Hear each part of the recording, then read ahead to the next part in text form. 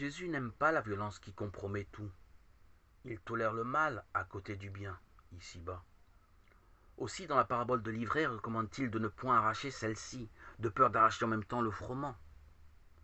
Les serviteurs lui dirent: Alors, veux-tu que nous allions ramasser l'ivraie? Et il dit: Non, de peur qu'en ramassant l'ivraie, vous ne déracinez avec elle le froment. Laissez-les croître ensemble jusqu'à la moisson. Et au temps de la moisson, je dirai au moissonneur: Ramassez d'abord l'ivraie, attachez-la en botte pour la brûler. Quant au froment, amassez-le dans mon grenier. Matthieu 13, 28 à 30. Difficultés, ennemis, contradictions sont aussi nécessaires dans son royaume que l'alternance des saisons pour le divin agriculteur.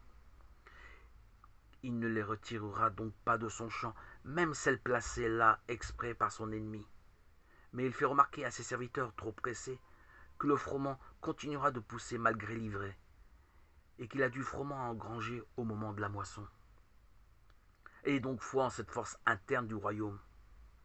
Et rappelons-nous qu'au chapitre 11 de Luc, Jésus nous indique le seul moyen d'influencer la vie spirituelle de nos frères.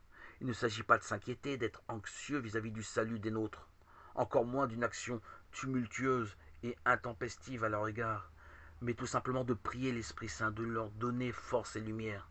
Jésus nous indique dans ce chapitre 11 la force irrésistible de la prière lorsqu'elle demande pour eux le bien essentiel, l'Esprit Saint. Pour Jésus, le mal n'a jamais le dernier mot, et il ne faut pas s'arrêter à la présence de l'ivraie dans le champ, comme s'il s'agissait d'une catastrophe irrémédiable. La force de la semence divine saura apporter le remède et influencer les volontés et les libertés humaines sans les violenter.